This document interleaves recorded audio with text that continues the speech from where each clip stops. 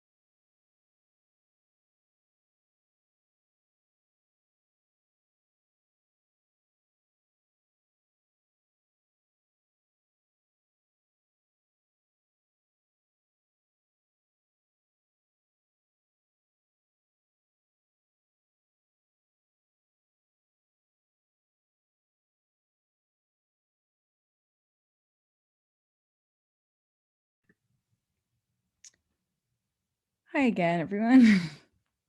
Good morning. Morning. Speaking co-host.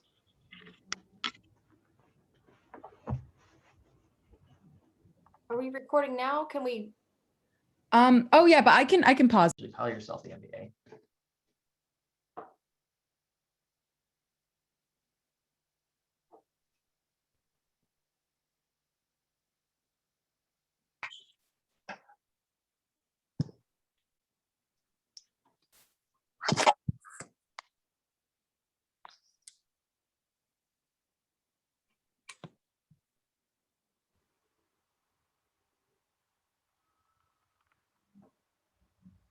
I love seeing that number go.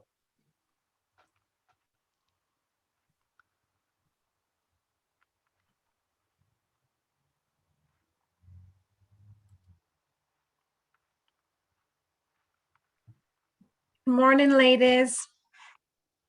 Good morning. Good morning. We'll go ahead and get started. Welcome everyone to our first keynote session of the Council of Professional Women in Banking and Finance's 9th annual conference. I have the pleasure of introducing today's speaker, Cindy Solomon. For more than 2 decades, widely admired leadership thought leader, author, and renowned keynote speaker, Cindy Solomon has helped Fortune 5000 companies around the world cultivate courageous leaders and customer-focused cultures.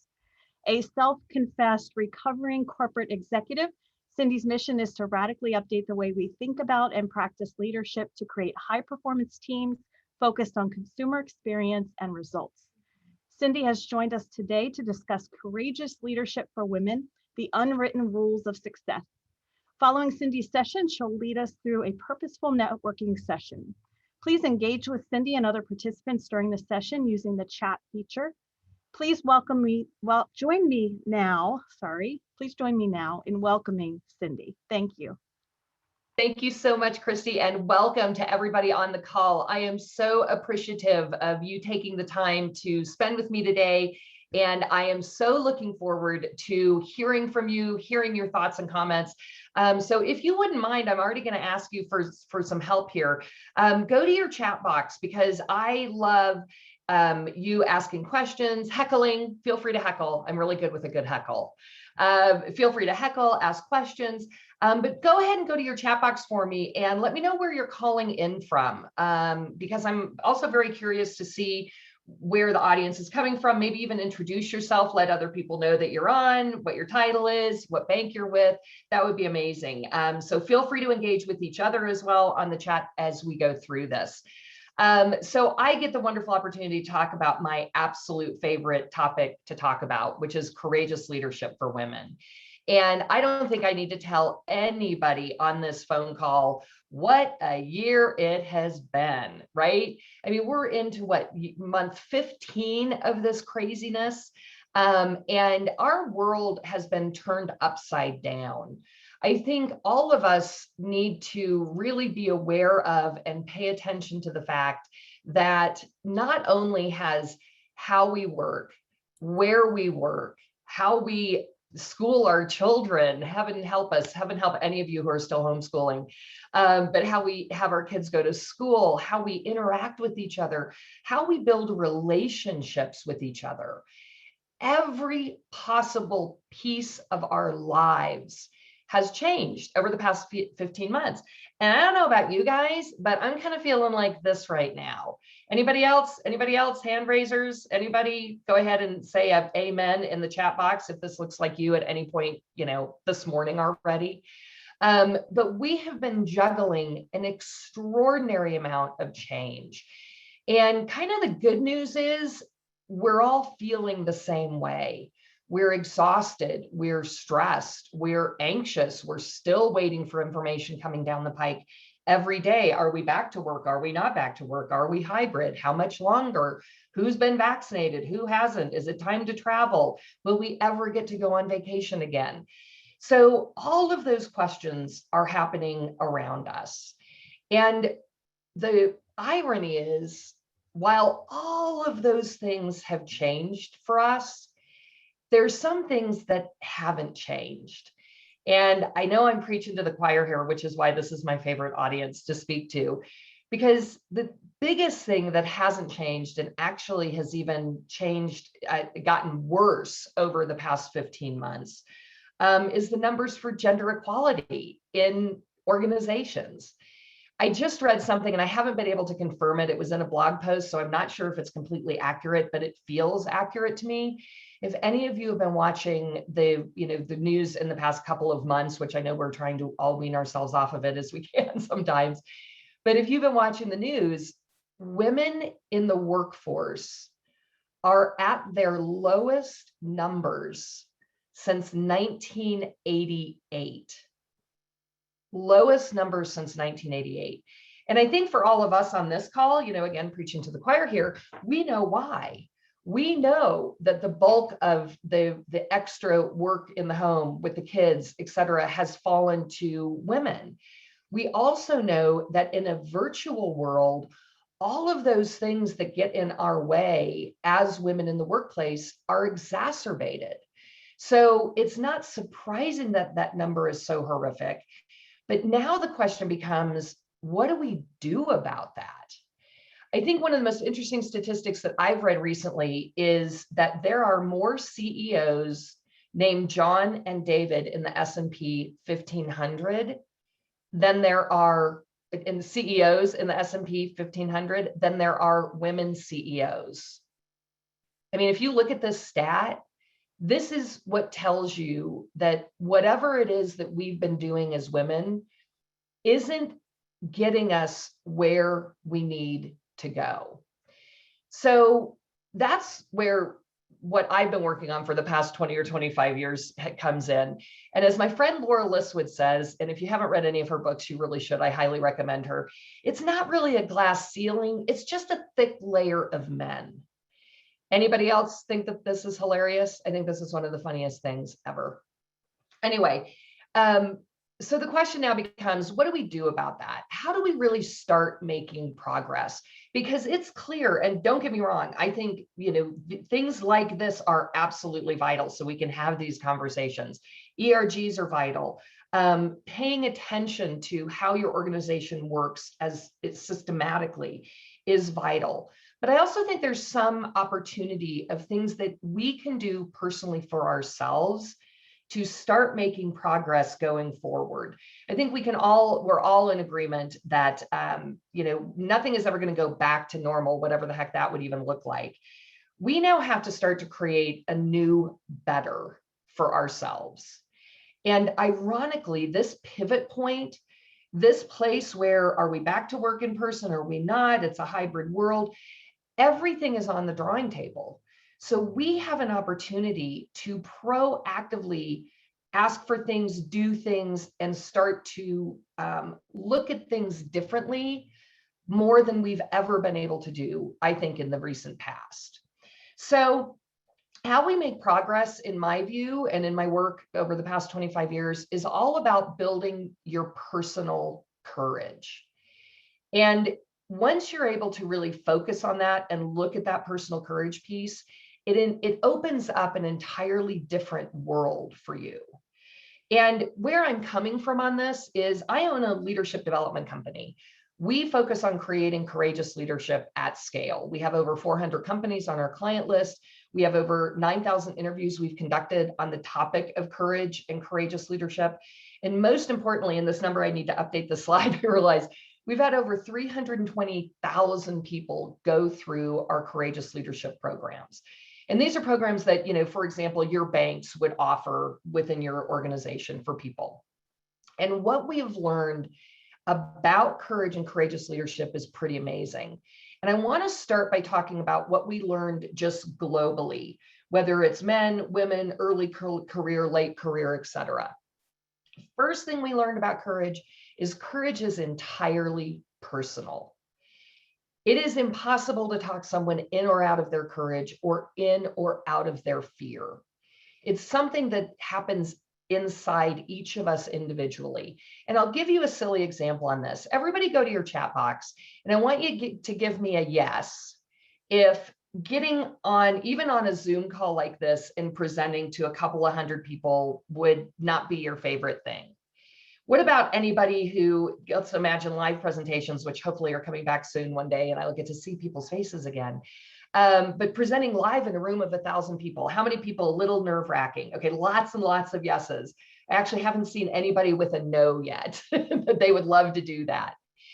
So for all of you, imagine if I just started to talk to you for the next 30 minutes about how great it was to speak in public and how much fun it would be for you. Would any of you be like, oh yeah, okay, great, I'm happy to do that now?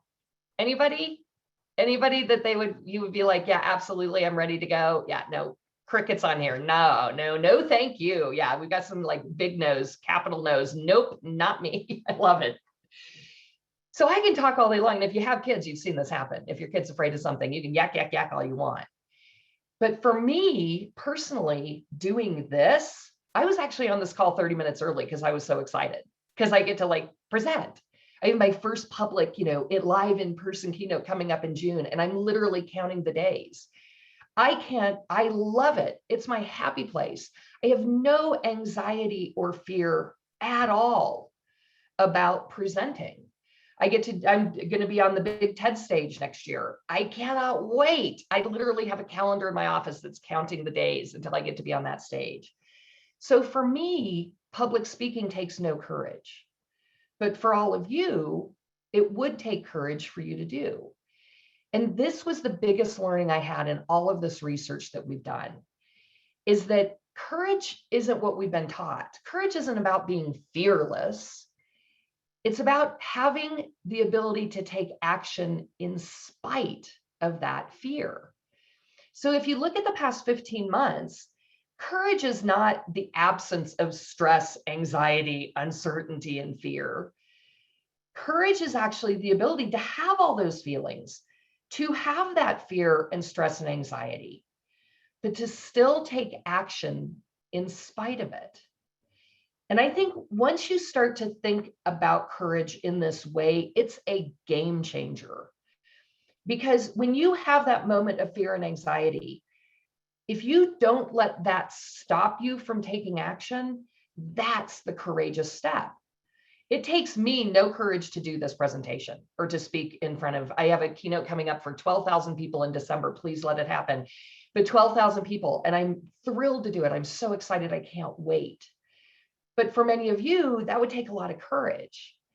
So don't think of courage as being fearless.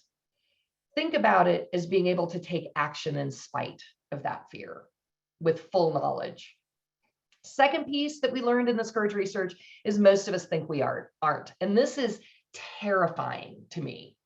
So when we ask people, and let me give you an example. I wish we were in person because it's so fun to do in person. But if I'm speaking to a primarily female audience, and I ask a primarily female audience, how many of you believe you're courageous? And I'll just ask it now. And I'm going to ask you to, I know a lot of you aren't on camera, so I'll ask you to go to the chat box real quick. How many of you believe you're courageous? Give me a yes if you feel like you're courageous. And give me a silence if you don't think you are. Okay, so I'm going to let these populate here for a little bit to see how many we get. Because we've got a couple hundred people on. Now, imagine that no one could see this chat box. And it'd be similarly if we were in a room together and you closed your eyes and I asked you to raise your hands. How many of you, if nobody was watching this chat box, would say you're courageous? Now go to the chat box as if nobody's seeing this and type in if you're courageous. Now, what generally happens here, now look at how fast these are coming in. Here's what happens. If we were live in a room together and I said, how many of you believe you're courageous? Here's what happens in an all-female audience. People are like, oh, well, kind of, oh, well, maybe they're looking around. Well, if she is, I am, no, maybe I'm not. I was earlier, but I don't really feel like, right? But when and it's usually about 20 to 30% of the room, which feels like what we got when I first asked. If I asked you all to close your eyes and ask how many of you believed you're courageous, almost 100% of women will raise their hands. So eyes open, 20 to 30%. Eyes closed, almost 100%. Now, Most of the work that I do is for either large associations or organizations, and I have a fondness for doing this for women, so I do a lot of large women's organizations. But for the most part, most of my keynoting is for large groups of senior executives. And as we all know, those are primarily male, right? So when I'm in a primarily male audience, and I ask that same question, how many of you believe you're courageous? What do you think happens in a primarily male audience? Oh yeah, right? Everybody raises their hand. All the guys raise their hands. They're like, me, I'm more courageous than him, and definitely that dude back there in the back. But here's what's fascinating. When I ask them to close their eyes, over 50% of men will pull their hands down. So think about that for a second. Culturally, women are taught that we aren't courageous, and if we think we are, we shouldn't tell anybody. Men are taught the equally destructive. They darn well better be courageous, and if they aren't, don't tell anybody. Now, where we really see this play out is in when women apply for jobs as compared to men, right? We've all seen that great HP stat, the meta study, that if a job has 10 qualifications, women will only consider applying if they have at least 7. How many do you think men need to apply? Go ahead, you can say it. We'll all say the same thing. Yeah, exactly. I'm with you, Rebecca. 0, zip, nada. No, the stat actually is 3, but men will still apply with no qualifications. So when you think about it in the workplace, this belief system that we have that is so ingrained in us as women gets in our way of asking for promotions, asking for the big assignment, pushing back on things to say no on, etc. And the most terrifying stat about this slide is that when we actually interview people, and these interviews are an hour in length, they're in person, blah, blah, blah, but only 1 in 3 of us believe we're actually courageous when push comes to shove. And for me, that's terrifying, because the reality is, if you define courage as the ability to take action in spite of your fear, we are all courageous. 100% of us are courageous. And most importantly, the most important thing we learned in this research is that courage can be learned. It is simply another decision-making tool that you can put into your toolkit if you choose to. And just like everything else in the world, it takes understanding it and practicing it to get better at it. Now, the thing that we had to do once we discovered that courage is something you can learn, just like any other tool that you put in your corporate or organizational toolkit, we had to define some types of courage, right, to get us started. So when people shared their stories with us, we defined 4 basic types of courage. And I want you all thinking about this. I'm going to go through these really quickly, and I've got a download that you can download directly. I'll give you a slide here in a few minutes that goes into more detail on this for you. So I'm going to do these really quick, but there's a lot more detail in the handout. But I wanted to give these to you because I think it'll resonate as we go through the rest of the work today. But there are 4 basic types of courage. And the first type of courage that we discovered is blind courage. And it's exactly what it sounds like. Anybody got a teenager? Yeah, it's teenager courage. It's the jump before you look courage. It's the not thinking of the consequences and just moving forward type of courage. Now, on the face of it, blind courage seems like something that isn't something you want, right? Because you take action without thinking of the consequences. You do things very quickly. You trust your gut. Sometimes people call this gut courage. I know in my gut, this is the right thing to do. And on the surface of it, it doesn't look like a good thing, especially, come on, we're a bunch of bankers, right? You know, we've got people, I saw regulatory people on here. People are like, no blind courage, bad blind courage. But the reality is blind courage is actually something that we desperately need inside of our organizations. Because blind courage allows you to move quickly when the market changes. If you think about what you all had to go through in, within 3 months of the COVID lockdown, you had to get everybody working from home, primarily 90% of which had never worked from home before. You had to figure out how to get, lead from home. You had to figure out how to do PPP loans at rates that were ridiculous. Nobody would have believed anybody could do it, right? So blind courage is necessary when time is tight, markets change, things are different. And in corporations, we are desperate for blind courage. Oh my gosh, Shalane, first marriages are blind courage. So true, so true. I'm right there with you, sister.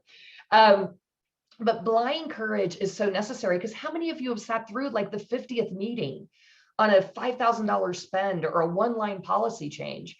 And you get through an hour-long meeting, that's the 20th time you talked about it, and y'all leave the meeting and you're like, well, okay, that's an hour of my life I'll never get back. See you next week to talk about the same thing, right? We keep the things that we learned at the beginning of COVID was that blind courage works.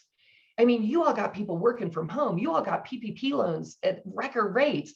Things went really well when you acted from blind courage because there was no playbook for this. There was no right or wrong. So I discovered for myself that I was a blind courage addict.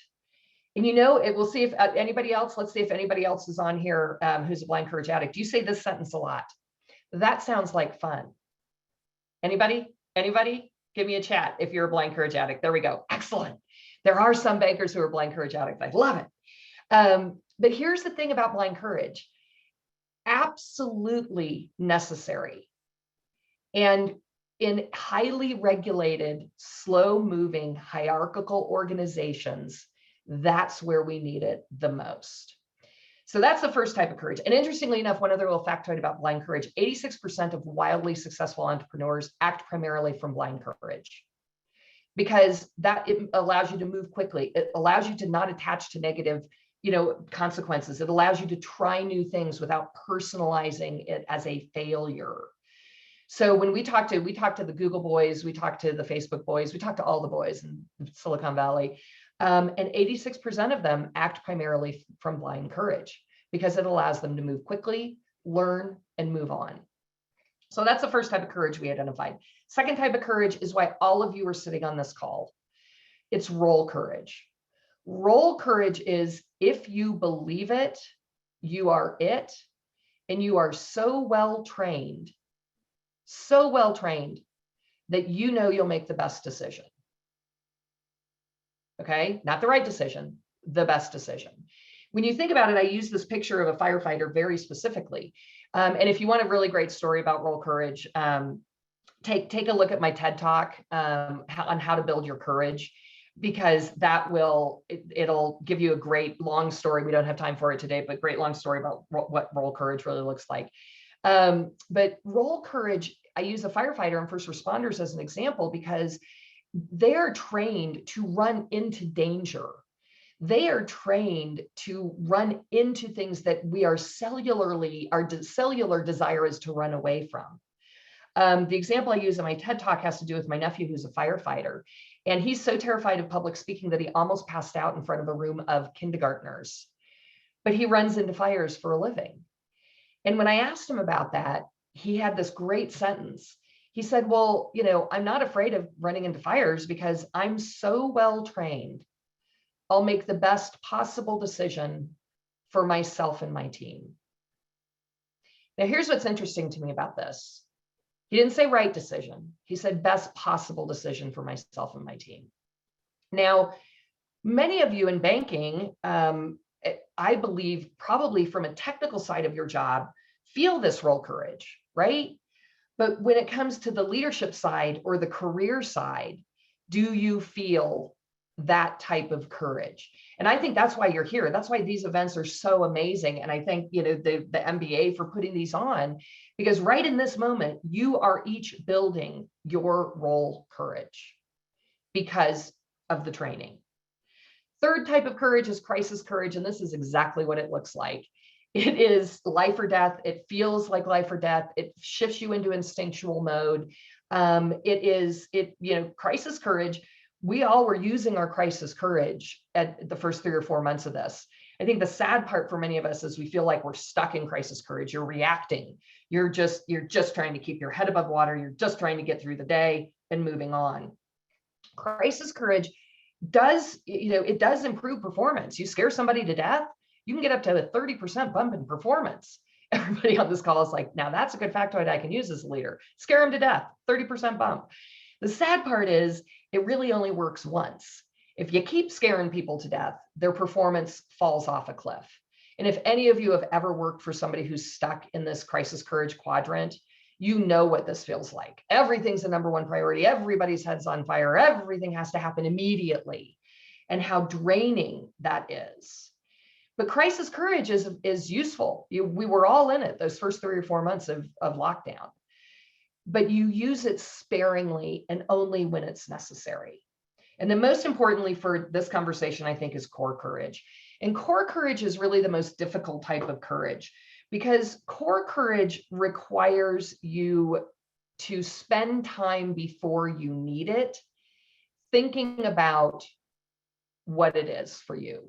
Where do you want to go in your career? I mean, when was the last time any of us had 5 minutes in the past 15 months to think about where we wanted to be in a year from now in our career, what we want to be working on, how we want to be working?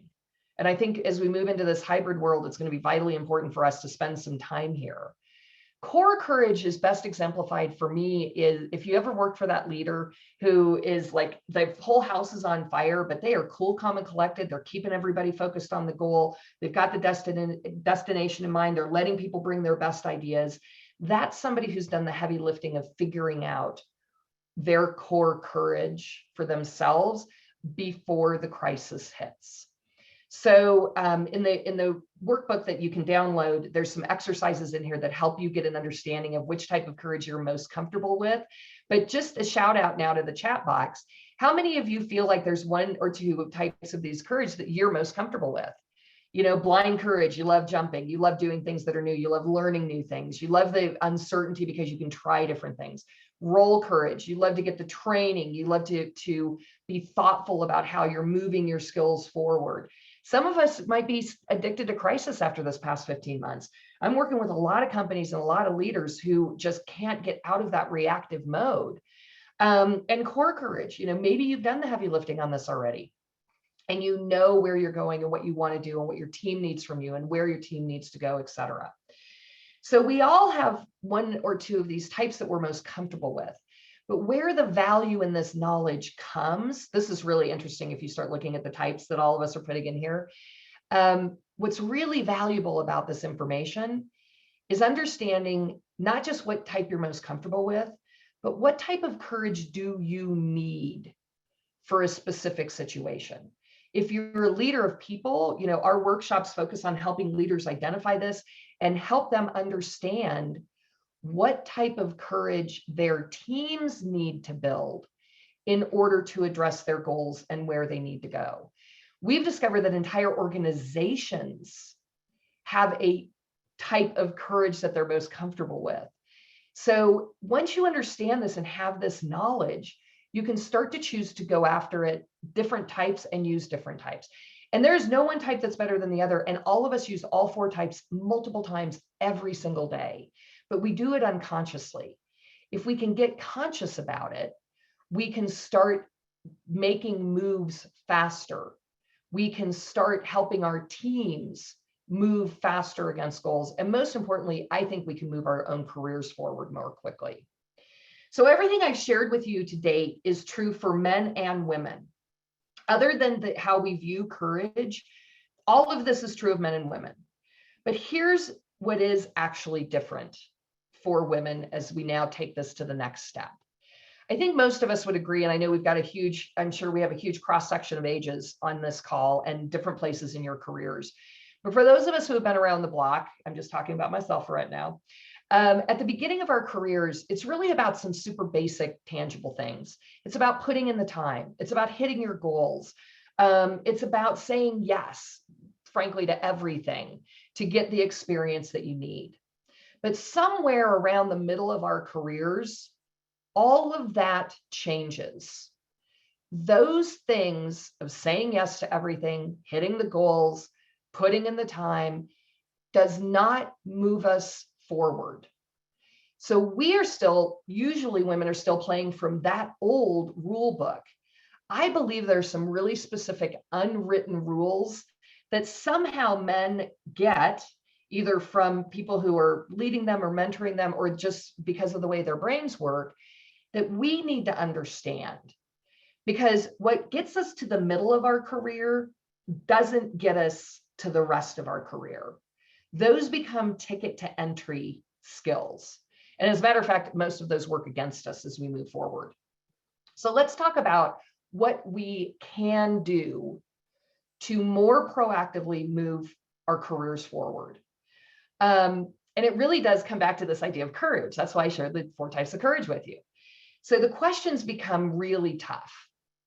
It becomes about whether we have the courage to focus on what moves your goals forward first. Now, I know this sounds crazy to all of you. You're all sitting there going, well, of course I work on what moves my goals forward first. But the reality is, I bet you don't. And here's why. Anybody else have their big notebook sitting with them, right? The notebook with 1,000 things written down. I've got multiple pages. I've tried different notebooks because apparently different notebooks will help me get my to-do list done, right? We've all got thousands of things written down. I have Post-it notes. I have pieces of paper. I've got all sorts of things going on, not to mention what's in my computer, right? And what happens at the beginning of the day? We generally sit down and go, okay, take a shower. Did I write that down on my list? Because gosh, I wish I could check something off, right? The reality is the courageous leaders that move their careers, their teams, and their numbers and results forward use a simple little trick.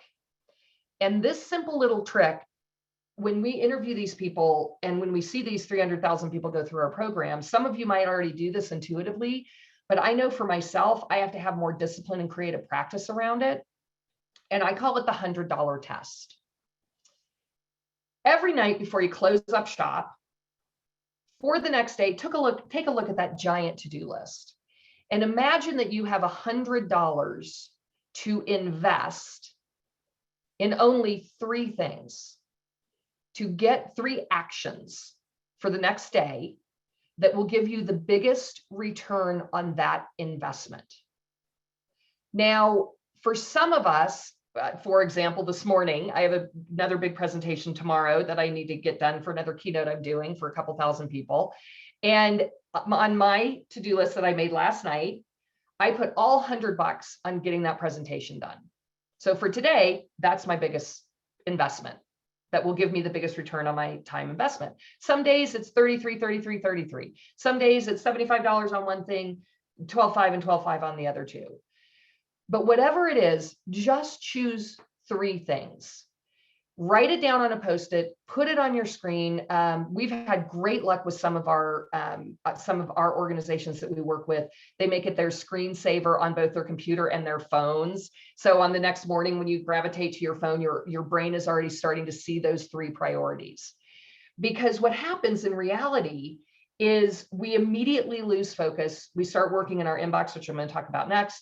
And we start ticking things off of that list that are the easy to-dos. And usually those things that will move our business, our results forward most quickly, that will give us that biggest return on our time investment, are the harder things that somehow get pushed to the bottom of the list. So courageous leaders that are wildly effective in their careers and against their results utilize some form of this $100 test, because that then allows you to look at your inbox differently and maybe start by focusing on the things that pertain to those 3 priorities, or not focus on any of it if they don't pertain to those 3 priorities. It allows you to look at your calendar differently. And it even allows you to schedule time in your day so it doesn't get stepped on to actually get those 3 things done. Now, to give you an example, we did a focus group with 250 leaders and 250 leaders in one of our clients. One group of 250 that utilized the $100 test, and we required it of them every night before they left their office to create these 3 priorities and put it where they, I put mine. I have to, when I'm really stressed out and freaked out, I actually have mine on my bathroom mirror and on my screen and as a screensaver on my phone to keep me focused. But we required them for 3 weeks to utilize the $100 test, and 250 leaders who we didn't require them. Some of them did it anyway, but we didn't require it of them. The 250 that we required it of, on average, had 17% higher business results. 17%. They had 30% higher results through their people if they led teams. So this is something, and the reason I say 3 weeks, to give it a try for 3 weeks, is it takes 3 weeks to create a new habit. This little tip will allow you to focus on the strategic, not the tactical.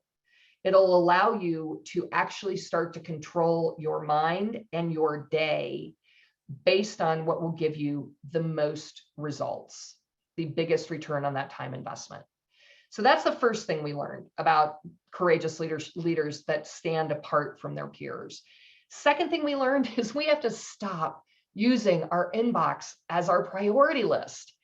I mean, we all do it. I know for me, and I have to say, I say this like 3 times a week to people, and I have to check my own behavior because most of us use our phones, right, for our alarms.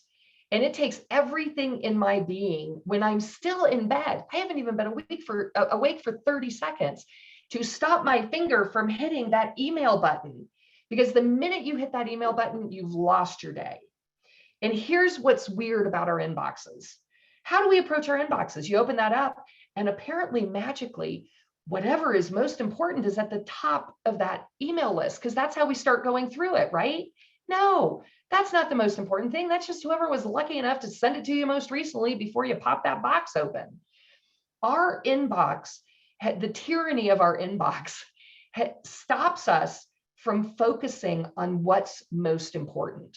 Now, in the handout that I've got for you, I've got a whole bunch of different things that you can do as it relates to how you create your emails, excuse me, how you title your emails, what you do within your inbox to try and get that organized. But for the purposes of this, even if you don't look at that handout, there's 2 important things about this. Number 1, don't open that inbox until you've looked at those 3 priorities. And then when you open the inbox, focus on anything that has to do with those 3 priorities first. And of course, anything directly from your boss that has urgent written all over it. But besides that, focus on that and then stop yourself so you can work on those 3 priorities before you get lost in the abyss of your inbox. Second thing is do yourself a gigantic favor. Actually, I'm gonna give you 2 more things. First thing is research shows that anything that is over 4 weeks old in your inbox is no longer pertinent. Delete everything that's older than 4 weeks in your inbox. Now, I just give everybody on this call anxiety, but trust me, research shows that there will be 3 or 4 things in there that maybe were important. But the reality is, I actually think that anything over 2 weeks, they're a string, there's other things that have happened, none of that's important. So that's number 1. If it's 4 weeks old or older, delete it. Second thing, I actually have a colleague of mine who was trying to do this and accidentally deleted her 3,000 email inbox and couldn't get it back. It was like they were doing some conversion overnight and she couldn't get it back. And she was panic stricken. There were 3 emails that people were like, hey, you never emailed me back. 3 out of 3,000. So anecdotally, that tells you how important all that crap is in there. The third thing is start yourself, whatever email server you use, Microsoft or whatever, start a read someday file. And that's where everything goes that you want to read. Like, if you signed up for newsletters you want, or the sale is on at West Elm again, whatever it might be. But instead of opening it or saying, oh, I'll get to that, immediately move it over into the read someday file. Because you actually can get that inbox to a manageable number every single day and use your email for good and not evil. But it takes a little bit of effort on your part. I always tell people, take a Saturday afternoon someday, sit outside with a glass of wine and clear that thing out so you don't have that level of stress every single time you open it, because it only hinders your ability to be effective. So I keep talking about this great workbook. So take a picture of this slide and you can do this now or you can do it later, but text that code, which is the name of this event 21 to that phone number. And I've created a whole bunch of exercises for you that allows you to actually either for yourself as an individual, or you can take your teams. I've got team exercises in there too. So that you can take all of what we're talking about to the next level. So, and I'll put this up again here in a minute. I also recommend take a look at that TED Talk because it's super funny, but more importantly, follow me on LinkedIn because I'm writing about this stuff every single day. And there are so many great ideas, not just from me, but from the people who follow me that bring a whole new level and nuance to what we're talking about here. Plus, it's always good to have that community as well, right? So I'll put this back up again here in a little bit. Okay, third thing is we have got to get ruthless with our time. The only thing we actually can control is our time. And I'm telling you what, we feel like we're out of control of our calendars, but that is not the reality. We actually do control our calendars. Here's the first thing you can do to start to control your calendar. Number one is ask yourself, does this meeting that I'm being invited to, or heaven forbid that I'm scheduling, does this meeting actually move my team and my goals forward? If it does not, say no. And in the workbook, I have all this great language for you to respectfully decline meetings that don't move you or your teams or your customers' goals forward. Now, I want us also to reflect back on why we were able to do the amazing things we were able to do the first 3 or 4 months of lockdown. And do you remember that magical moment when all of our calendars were completely cleared? It was amazing. I miss those days. But all of our calendars were completely cleared. And then we had to move so quickly. Instead of scheduling time with people, we did something crazy. We used this little technology tool to actually call people and ask them quick questions. Research shows that over 50% of meetings could be dealt with in a phone call of less than 10 minutes. 50%. Now, another trick, and I've got a whole bunch of these tricks in the workbook for you, which I'll put that code up again. Got a whole bunch of tricks in the workbook for you on this. But one of my favorite tricks is if you're scheduling a meeting, if you can't schedule it with a action verb, so decide, create, confirm, if you can't start the invitation with an action verb, you probably don't need the meeting.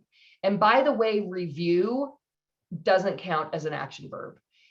If you're getting together with a deck and reviewing a deck because there's one guy in the room who won't read the deck ahead of the meeting, stop doing that. Send the deck out ahead of the meeting and schedule a 15-minute call for questions and answers, and that's it. That gives you an opportunity to start to gain the control of your calendar back. Now, again, I mentioned that big global organization of the 250 leaders and 250 leaders that we did this experiment with. This tells you, if you follow some of the tips that are in this workbook and start to be ruthless with your time, feel comfortable saying no to things that don't move you, your customers, your team, your goals forward. On average, when people applied the tips and tricks to their calendars, they were saving 15 hours a week of time in meetings that weren't important. 15 hours a week. That's 2 days that you get back to actually, do the work. Now, here's the other thing. Somehow we don't think that actual work takes time because we allow our calendars to get stacked up with 9 and 10 meetings, and you have no time to work except in the evenings and on the weekends. Leaders who are incredibly good at the work that they do, they schedule time. If you've done your priority list of 3 things and you know you need an hour of focused time to get one of them done, put it on your calendar.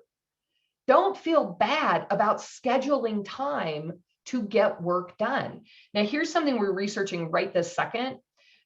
We have discovered that on average, 80% of men do this. They schedule time on their calendar to get work done. Less than 5% of women do. This is one of those unwritten rules that we need to understand in order to move our careers forward. Don't feel guilty about scheduling time on your calendar. And in our new hybrid world, start getting some of that time back. Because I don't know about you, but I have friends who used to have a 2-hour commute in the morning, a 2-hour commute at night. Now, instead of working an 8-hour day, they're in meetings for whatever that is, 12 hours. I don't do math. I'm not a banker, whatever that is. But they're in meetings that whole time, and then they're trying to get their actual work done in the evenings and on weekends. If you used to commute an hour each way, block that time on your calendar to either do real work or, do something that you like to do, like spend time not arguing with your kids about homeschooling, or, go out and have a walk or do whatever you can do. But finding a way to start getting our boundaries back, because courageous leaders hold their boundaries, they schedule time for work, and they don't waste their time in meetings that don't move their goals forward. And we give you some great language in this workbook to do that. Fourth thing is take the time to build and nurture a killer network. This is something that MBA organizations like the MBA is great for, but you have to actually plan time to do this. I block 30 minutes on my calendar a week just to get on my LinkedIn, connect with people, check and see how people are doing, make sure you've got a great LinkedIn profile, make sure that you're active on LinkedIn because it helps you build your community of bankers, as well as, and I'm sure MBA has LinkedIn groups as well, but also spend time reaching out to people. Something that happens in mid-career is that it becomes less about the work and more about relationships. If you don't prioritize making those relationships, you will get stuck in the middle. Because I think we all know, for those big jobs, for those meaty assignments, for those opportunities that crop up, it's not, you don't get those because you magically, happen to apply at the right time. People get those because they built relationships across the organization, and they come to mind for people when those opportunities crop up. So when I was in my corporate career, I had 30-minute Thursdays, and I would schedule 30 minutes every Thursday to reach out to people, to build new networks. And the thing about COVID that's been amazing is people will accept your invitation on LinkedIn that you could never get to before. I have like a LinkedIn friendship with the CEO of Bank of the West, who I adore, Nandita. And I reached out to her and said, hey, we've been on podiums together before, but we aren't on LinkedIn. Would love to follow you. Hope you do the same. She actually is now reading my blog posts on LinkedIn and commenting on them and sending them out to the Bank of the West employee base. That would have never happened in pre-COVID times, ever. So, crisis accelerates relationships. So now's the time to reach out and build that sphere of influence around you to serve you in the rest of your career. And how we do that in part is by getting crystal clear and owning our strengths and accomplishments. Because if we don't do it, somebody else is going to do it for us. And this is actually what our purposeful networking exercise is on at the end of this, because we have, sorry, I was just checking time, because one of the things that we've discovered in our research is that we are bad at this, because we've been taught, and I'm going to ask you to go to your chat box on this and see if you agree with this. We have been taught that when we really talk about our strengths and our accomplishments, what's the word? If I'm talking about my strengths and accomplishments to somebody, I'm actually, what's the negative word that we all use about that? Go ahead and go to your chat box. Exactly. Look at how quickly we come up with that. Bragging, arrogant, conceited, cocky, right? We have been taught this, that as women, this goes back to that courage exercise at the very beginning. As women, we shouldn't do this. Men are taught they absolutely have to do this. And when I'm speaking to a senior leadership group with men in it, and I talk about this, men literally don't understand what I'm saying. When I say, what happened? What do you feel like when you talk about your strengths and accomplishments? And they're like, nothing, nothing. Like, they don't even understand how we would think it's bragging. They don't get that at all. Yeah, exactly, Amy. We're told to be humble, never boast about accomplishments. That's what gets us stuck. Additionally, we've been taught to use soft words. So when somebody says, and I'll ask you to put this in because this will be a test for how we're working on the exercise here in a little bit. But when I say to you, what's your greatest strength? What do you bring to the party? Just top of mind, go ahead and type in what you think that is. What do you bring to the party at your bank? What's your greatest strength as an individual contributor or as a leader? Okay, good, excellent. Keep putting them in here so I can look at them. Organized, time management, creative thinker, experience, positivity. Okay, excellent. Strategic thinking, good one. Multitasking, relatability, communication. Okay, now I want you to imagine for me that you are a guy. how would you say that same strength if you were a guy? Or what do you think a guy would say about that strength? Think like a guy for a second. What would they say if they were good at that strength? How would they phrase it? What would they say? Ooh, good one. Visionary. Exactly. What else? What would they say? Relationship builder. I know how to work the room. Versatile. Nothing I can't accomplish. Strong manager, strong leadership. Do you see how in our female brain, we're used to talking about the same skills in very different ways? And again, this holds us back. So as an example, I make my living yakking at people, right? So I'm fairly good at communication. If somebody said to me, what's your greatest strength? I'm a good communicator. Now, what if I instead said, I'm incredibly good at taking difficult concepts and being able to make them simple for people so that they in turn can act on them quickly and get faster results. See the difference? I'm a good communicator versus what I just said. We are not taught to speak that way about our own strengths.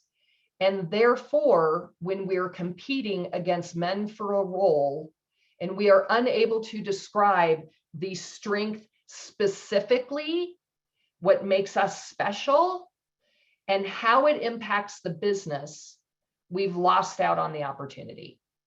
And one of the things I talk about a lot when we do our Courageous Leadership for Women workshops, which are 8 hours of how you do all these things. But when we present, one of the things that I talk about as it relates to this is the systemic issues around gender within our organizations hold us back less than this one skill of being able to specifically talk about our strengths, feel comfortable owning them, and talking about our accomplishments in a way that relates directly to the business. So if I'm a CEO and I've just hired all of you, and I go around the room and say, what are your strengths? What are your strengths? What are your strengths? Unless you tell me what your specific strengths are and how it will move the business forward, I can't ever put you in the right place to build your results, your careers, your lives. So we have to get great at this. Because I think if you look around it, if you have women leaders that you really admire, they're great at this. And it's either because somebody taught it to them or they just intuitively knew, but they've honed the skill so that they don't think it's bragging. Because here's the thing, men, when we talk about ourselves in that way, as long as we're talking about it really specifically and relating it to the business, they don't think it's bragging. They don't think when they talk about it, it's bragging. We're the only ones holding us back on this one. So this is a huge one for us to actually work on, and it takes effort. We're going to get you started on it today in the purposeful networking session, but I've also got the exercise in the workbook for you. And this is something you can do with your peers, with your colleagues. If you have, women's groups within your banks, to be able to start having these conversations, because the more often you use this skill, the easier it will become. And when you link this then with building a killer network, being ruthless with your time, not having your inbox as your priority list, getting clear about where you want to go, what type of courage you need, that's when everything comes together for you to then own your career and build your results. And frankly, if you're able to do all of that, you will actually not feel as exhausted as you feel right now, because you'll be in the right place to do the right things, and you'll have the energy and time to do it. So before I close out this, I have to talk about the most important thing for all of you. And back when we all traveled, remember traveling? I'm on my first flight this Friday. Yay. Yay for double vaccines. So I'm on my first flight this Friday since March 10th of last year. So it's very exciting. But you know how when the flight attendant, they give the safety briefing, and they always say if the oxygen masks fall from the ceiling, put your own mask on first before assisting others. And I can't say this enough to everyone on this call. We cannot be at our best for others if we aren't taking time for ourselves.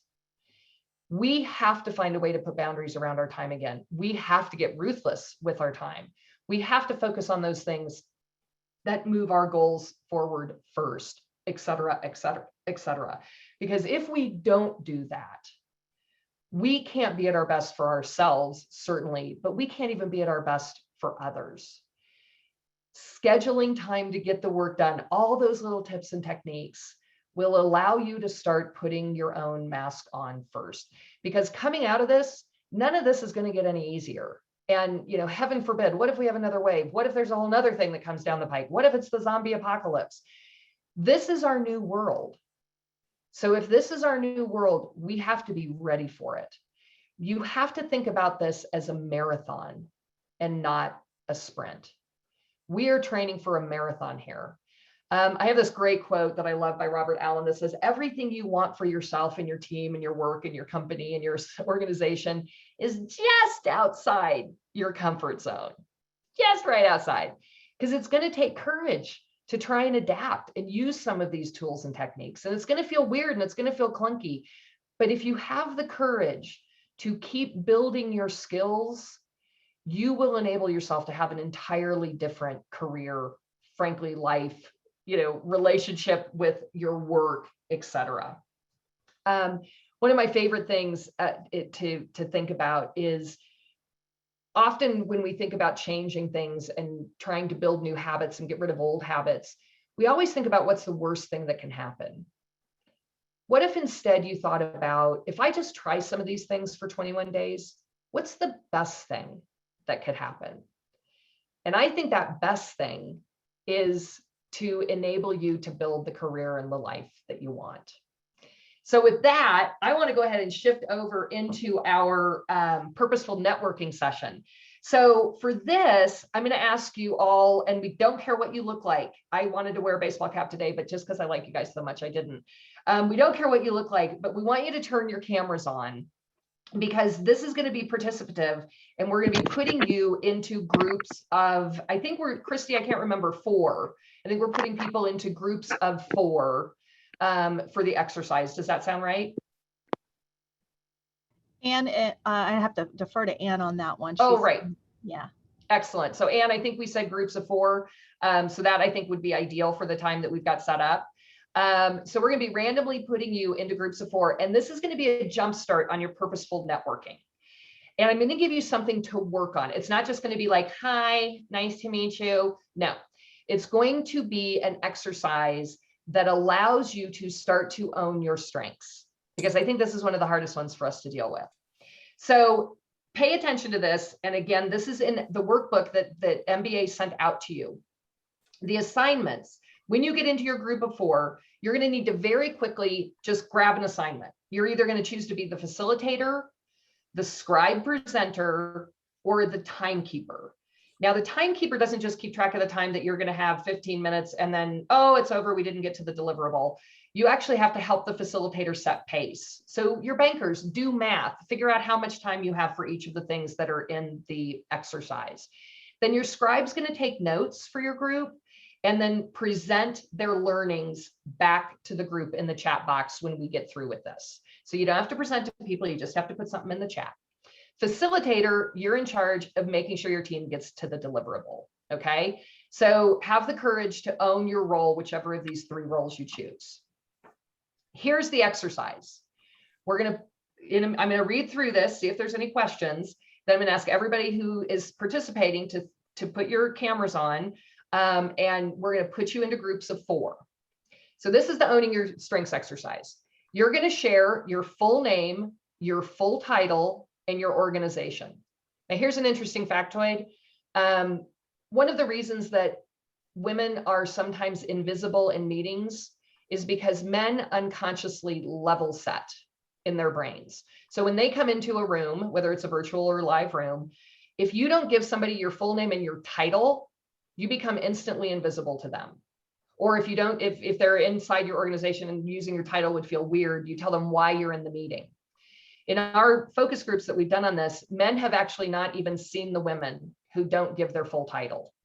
So that's an interesting factoid. So I want you to get used to using your title. So share your name, your full title, your organization. Quickly, and I mean quickly, 10 seconds, choose a facilitator, a timekeeper, and a scribe presenter. Now, here's the hard part. Think about a time when you were at your best, when you were hitting on all cylinders, when you were just in achievement mode. And take a quiet moment to individually write down the specific bite-sized skills you brought to the table. So I don't want to see anything like I'm organized, communication, multitasking. I want specific bite-sized things. And one of the tricks of this is write this down. I'm incredibly good at. And then you should put the bite-sized skill. You're going to take 2 to 3 minutes to write this down for yourself. Individually write 2 to 3 of these down for yourself. Then you're going to share those skills with each other in clear and concise language with your team, and you're going to provide feedback to each other. So if I'm providing mine, everybody can't just say, oh, those are really good, next. You actually want to give the women on the call specific feedback so it's better. Something that's great about it, something you would suggest they do that could make it even more clear. Once you get through that little portion of the exercise, so somebody doing math, the timekeeper, you see how your job gets hard really quick. Once you clarify that, add and how it positively impacts the business is. So you get your skill written down, your team helps you get that just right. Then you move on to how it impacts the business is. Once you go through that for all 4 of you, the team will decide what the most interesting aha moment of the exercise was. Can be anything. What was the most interesting thing about it to the team? So make sure your team has time at the end, 1 or 2 minutes, to figure out what that aha moment was. Okay? So the deliverable coming out of this is you at least have a rough draft of a strength statement for yourself. Hi, my name is Cindy Solomon. I'm CEO and founder of the Courageous Leadership Institute. I think my greatest strength is being able to take really complex ideas, breaking it down into simplistic learning and actions that enable people to make a difference in their work and careers immediately after they hear my talks. That's how that works. Okay, you're not going to be great at this. Go for progress, not perfection. Rely on each other to give specific feedback, but facilitators and timekeepers, you've got to stay on task to make sure everybody gets equal time and you get through as much of this exercise as possible. This is super doable for 20 minutes. Okay. Any questions that anybody has, you can throw those in the chat box. And if you want to participate and you just are terrified and don't want to turn your camera on, that's fine too, but it's just easier to have everybody with their cameras on. You'll have to unmute when you get into the groups. You will also see a flash, I think, when you go into your groups that says your group number. Everybody write that down, because I'll ask you to put that in your, the scribe to put that in the chat box as well. Okay, any questions about the exercise? All right, I'll see you back in 20. Good luck out there. All right, I'm going to send everyone to their breakout rooms.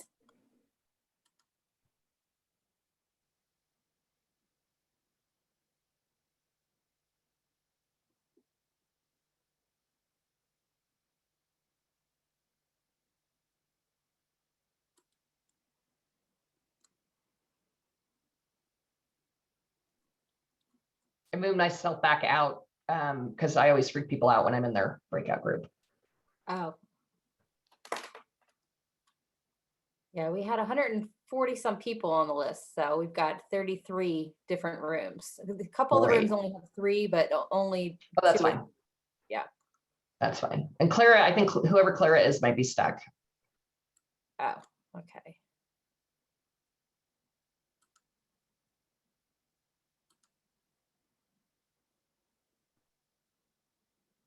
Oh, she must have dropped out. Oh, come on, Clara.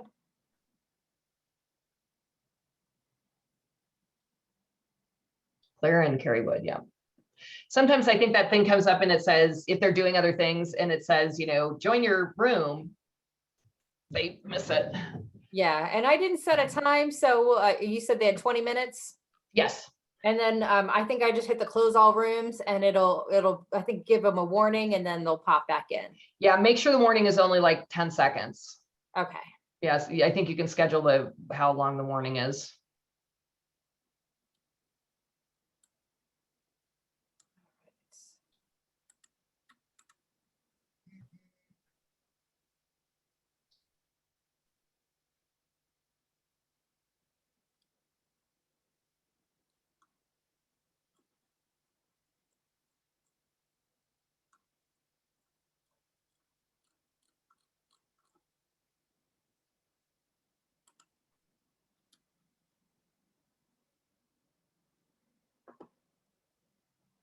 Excellent. And you said how many were in the room at the height? 100, I saw like 160 some. Yeah, I think it was about 155 is what I saw. Yeah, I think I saw 163 at some point. Oh, Yep. Hi. We're gonna stick you in a breakout room. Let's see. Awesome. Now. Allison Gallegos now has popped in. Oh, perfect. Okay. There we go. Awesome. I've never done this many breakout rooms. I've only done, a couple. Great so- job. Great job. Yeah. Experience. Oh, Carrie Wood. Let's admit Carrie and see what's going on. Oh, maybe it tossed her in. Hi, Carrie Wood. We see you coming in and out. Do you want to unmute? And are you getting stuck trying to get into the breakout? I actually had to drop off. Unfortunately had to get to the doctor's office for unexpected visit. So Oh, no worries. unfortunately I'm actually sitting waiting to go in. So that's why. Oh, no problem at all. No. Yeah. So we've got everybody in breakout groups Okay. to do an exercise. So Okay. yeah, but you'll be able to see it on the recording, I think. Okay, great. Awesome. Well, All I'm right. gonna Well, jump. good luck. Thank you. I'll see you tomorrow then. for Okay, everyone bye-bye. else. Bye-bye. See, there's women multitasking, sitting in the doctor's office, still trying to get the work done. Oh, definitely. Yeah. Definitely. I was happy that my kids are in school today Yeah, because it's been a rough 15 months here. it has indeed. I know they had an outbreak at my designer is here in Colorado in Evergreen, and her kids got sent home 2 weeks ago again because they had they had like 4 or 5 kids get sick, and she was like in tears. She was like, I can't do this anymore. I can't. She and her husband are still at home working, right? Oh, she was like, no. At least the weather's getting better and I can spend them outside. Yeah. Oh, do you want to stop the recording or are you going to just edit all that out? Oh, yeah. Running in the back. Got it. So good engagement. I mean, people were really engaged on chat. And Oh yeah, definitely. That's probably Yeah. one of the better ones we've had since we've started doing kind of Zoom conferences.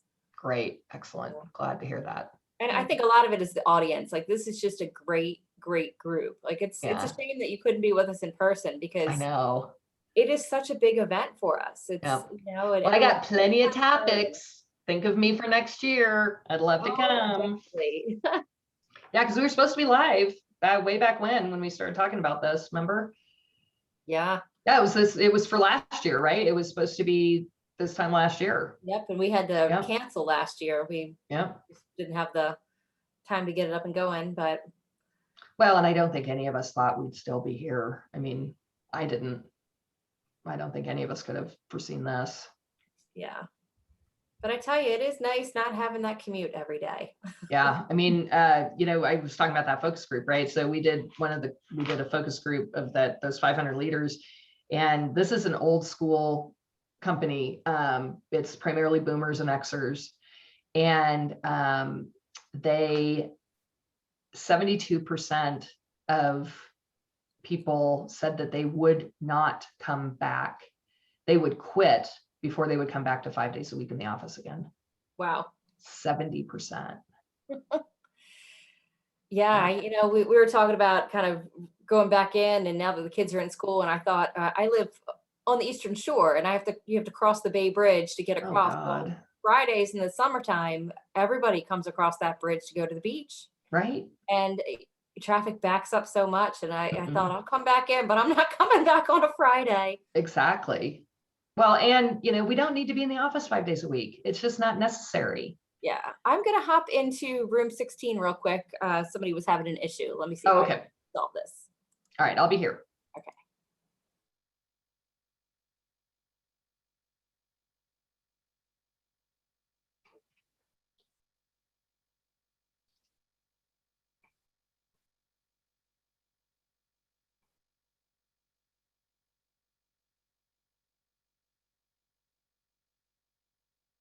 Is anybody else on here with me?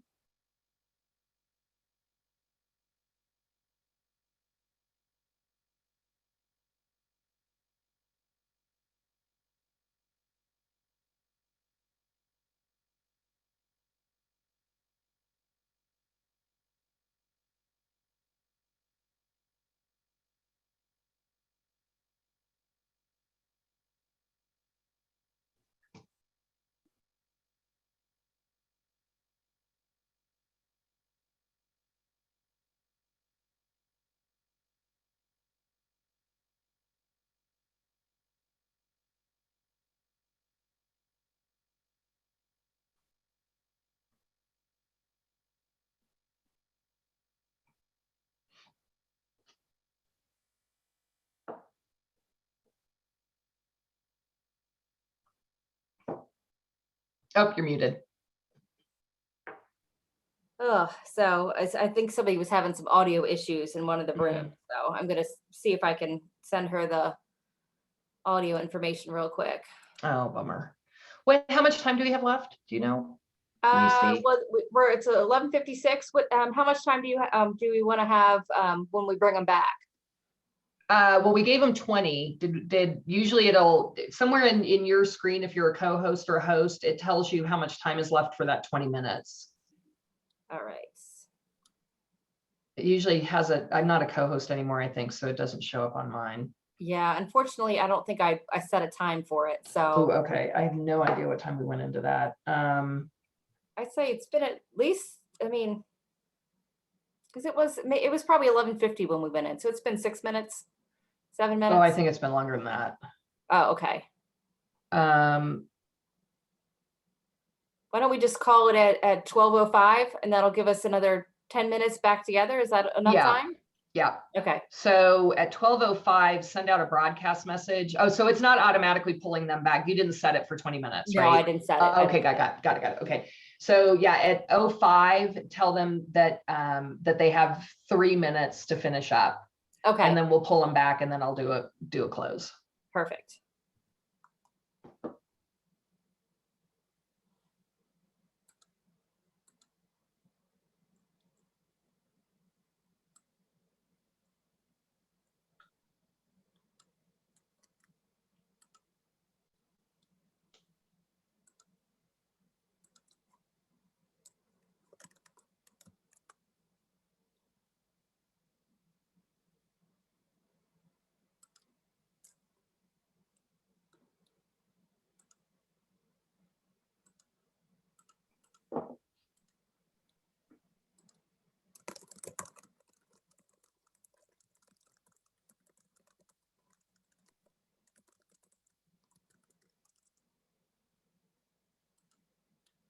Actually, do you have,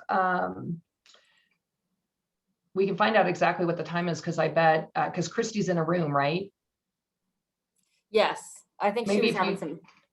Oh, she was having some problems, so she might not know. Yeah, Okay. she was having some technical difficulties. Okay. Let's see. Don't worry about it. We'll give them a 3-minute warning at 05. Yeah. Oh, you're back. Yes, I am left. back. There's a really strange tech problem that's happening. So one of the attendees in a breakout room is actually hearing another room.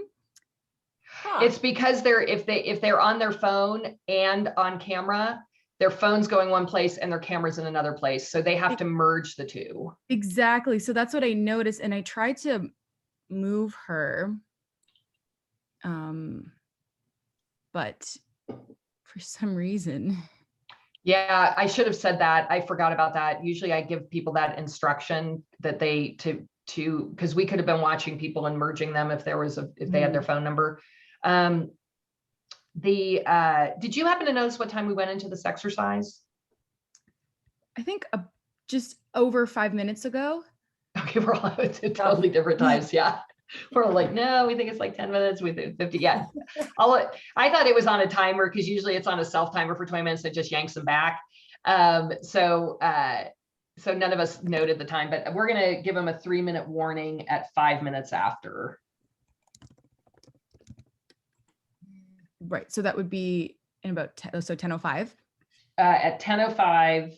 Yes. Oh, are you on my same time? You in Colorado too? I'm on Eastern time. So. Oh, okay. So it's 10 my time. Got it. Yeah. So at 10:05, we're going to give them a 3-minute warning and then yank them back at that end of the 3 minutes. Sounds good. I'm going to see if I can.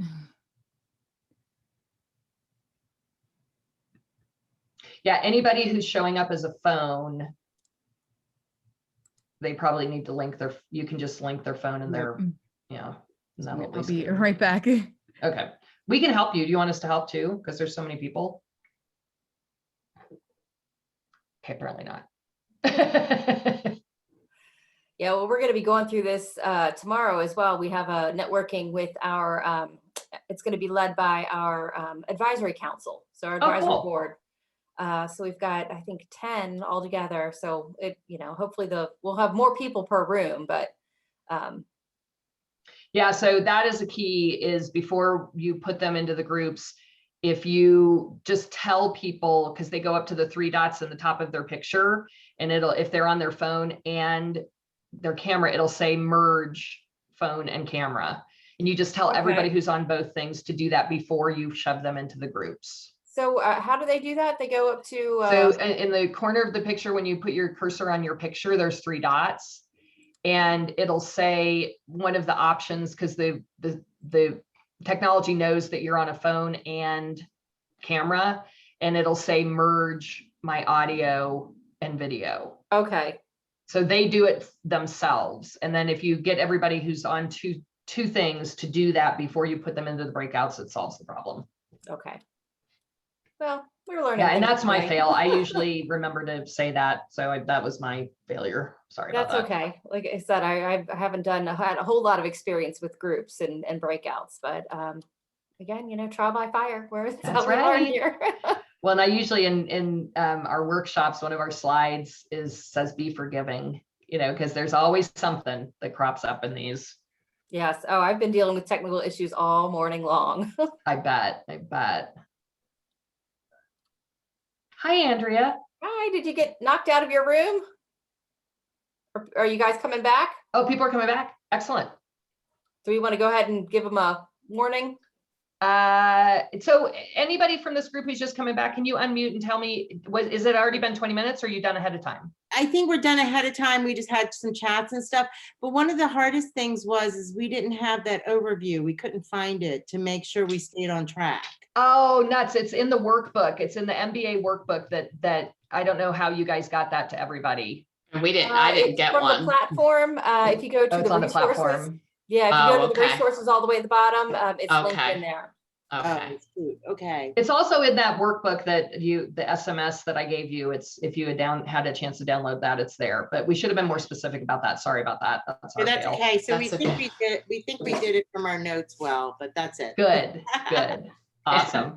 Well, yeah, and I would suggest that you just toss your aha moment into the chat box for your group number. Okay. So you can be ahead of the curve there in chat.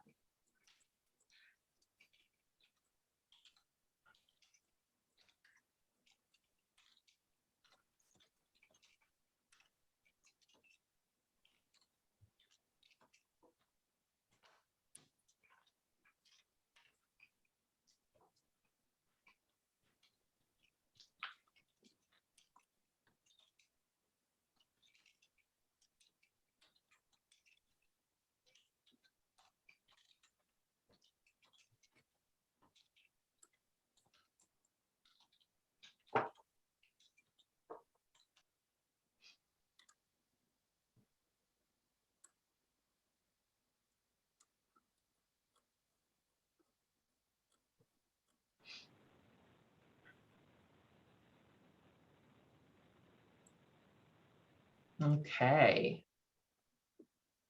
So yeah, did the warning go out, Anne? I was gonna say, you want me to, Yeah, let's go ahead and send the 3-minute warning out. Oh, sorry, I'm a little bit ahead. I thought it was already 5 after.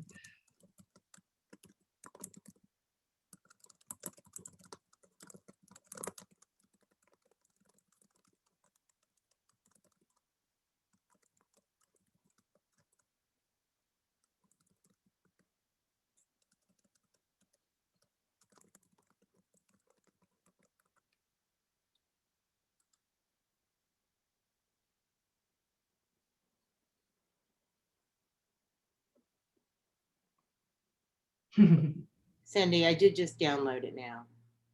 Oh, excellent. Yeah. Good. Good.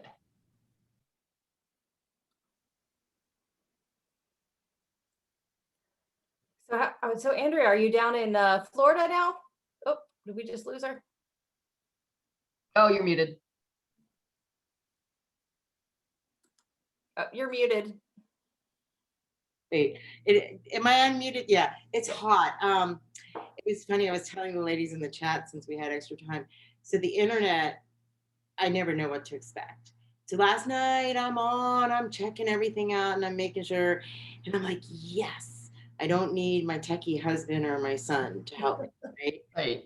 And I get up this morning and I'm getting ready and it's not working. And I'm like, oh no. So I reset everything and I just logged on. It's like old internet from 10 years ago. Oh my gosh.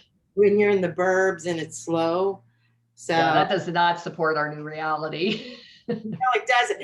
And so, I mean, I even like talked to tech before I left at Sandy Spring Bank and I'm like, can I use a hotspot? Do you guys have like, what can I do? And they're like, it's on you. You're going to Florida for 30 days. That's what they said. Well, that is not very nice. It wasn't. That is not very nice at all. It's like, give me a break.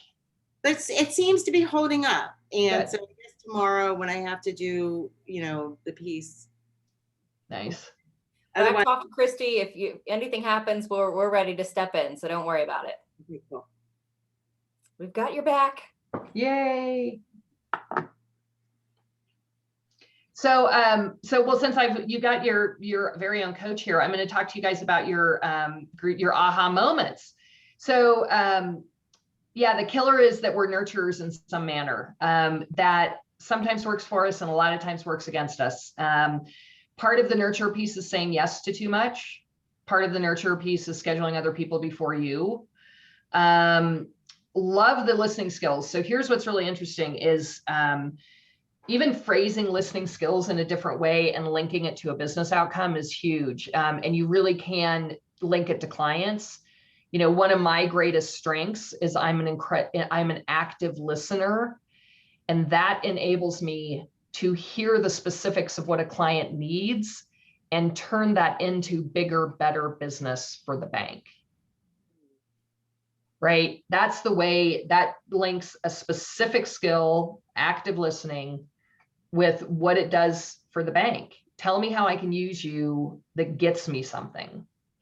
And that's one of the hardest things for us to do. I'm going to bring everyone back now. Excellent. Okay. Let's do it.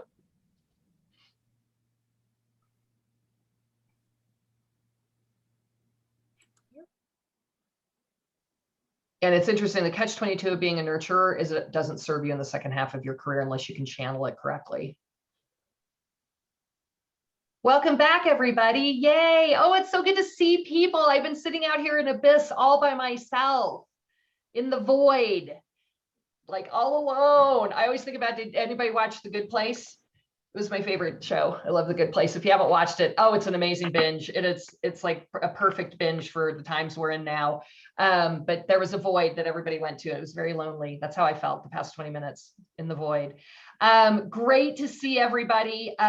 Facilitators, if you could quickly type into the chat box your group number, which hopefully somebody wrote down, your group number and what your aha moment was from the group. I'd love to hear that.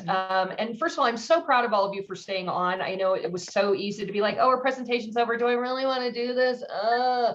But again, being courageous, took control of your careers and decided to do this. I'm also going to ask a couple of you to just open up your phone line and tell me what you thought was interesting about that experience for you personally. What was your personal aha moment in there? So anybody can unmute, tell us who you are, give me your full name and title, and tell me what your personal aha moment was, just real quick. Hi, this is Go for it. Whoever started. This is Lisa Hayes, senior wealth strategist at PNC Bank. And I think our group, we had diverse positions within banking, but we found that there was a common thread of everyone's working together to achieve a goal. Mm-hmm. And even if we're in different positions in the stream of how that goal gets met from start to finish. Nice. Did you feel like having this purposeful deliverable that you had to get to enabled you to get to know each other a little bit? Yes. Yeah. I mean, here's the thing that you know, I hate the word networking, which is why I, you know, make them shove purposeful into the beginning of it, because most of our networking doesn't work for us. What we did in this situation is we enabled you to talk about your strengths with people who didn't know you and also understand how you fit into the world of banking. So that connection alone might serve you in the future. So I think that's really interesting. So thank you for that. Somebody else had unmuted and started to speak a second ago. Who was that?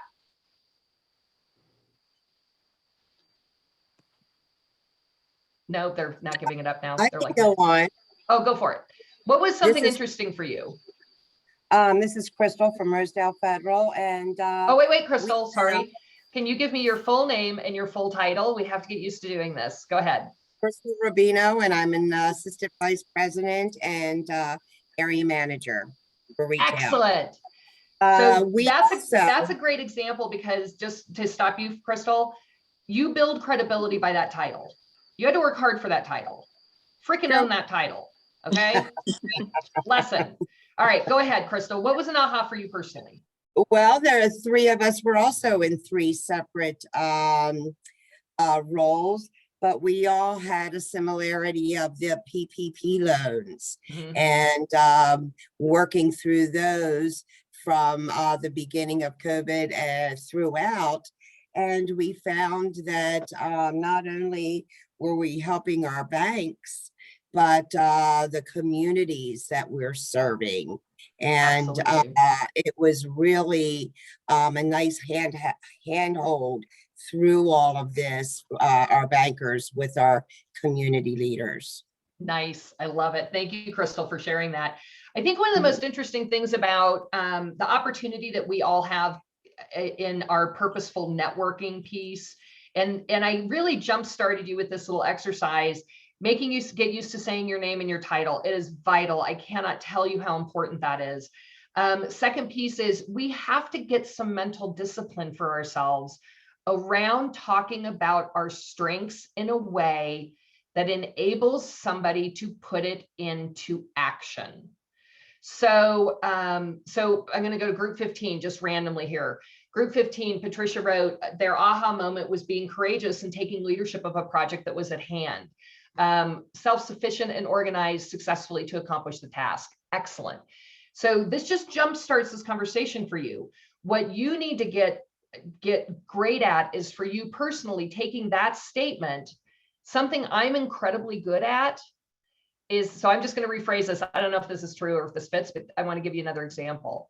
If let's say this is from Patricia or somebody in her group, I'm incredibly good at quickly taking charge of a project that's at hand and being courageous enough to organize it and create self-sufficiency around getting the deliverable delivered. That helps the bank buy, right? So that's how you have to get great at talking about these things in this way, because it is the only way guys are going to hear you, clients are going to hear you, and you're going to be able to move your career forward. Now, I want you to look at all these things. And even if you want to take pictures, if you see things that are really good that you're like, oh yeah, because this is the time where you can steal. If you see things that are really good and you're like, oh, I can totally use that because that describes me. Steal from one another. Take this exercise, get 3 of your pals together and do this exercise together at the bank. Have your teams do this, you know, to be able to describe it to clients. If I'm pitching a big, you know, client, and I can say, hey, listen, let me tell you about my strengths for you. I'm incredibly good at, and this is what it does for you as a client. This improves your revenue numbers. This improves your ability to lead people. This improves your own career. And it's about us getting used to being courageous enough to own our strengths and to share them quickly and easily. So with that, I know we're right at time. I'm going to turn it back to Christy. Thank you all so much. Please follow me on LinkedIn. Please download the workbook. And please utilize these exercises to build your courage, because you can all do it very easily if you choose to. So back to Christy. Thanks, everybody. Thank you, Cindy. Thank you, Cindy. That was an incredibly engaging session. And I personally feel inspired to be a more courageous leader and to be more intentional about how I work toward my own goals and priorities. I hope that everyone here has been inspired as well. So please join me in giving Cindy a virtual round of applause. That concludes our, that's so nice. I love seeing all those claps and beautiful faces. That concludes our session for today. So please check in tomorrow at 8 a.m. for the Marketplace Exhibit Hall. That'll be available to you. And then get ready to engage in another networking session at 9 a.m. And that's going to be led by our Council of Professional Women in Banking and Finance Advisory Board members. Also, don't forget to complete the evaluation form. That gives us valuable feedback that we can use to improve from year to year. You can find a link to that form on the MBA resources tile, which is in the virtual event portal, or on the mobile event app. So thank you again. I hope you all enjoy the rest of your afternoon. Thanks for your time.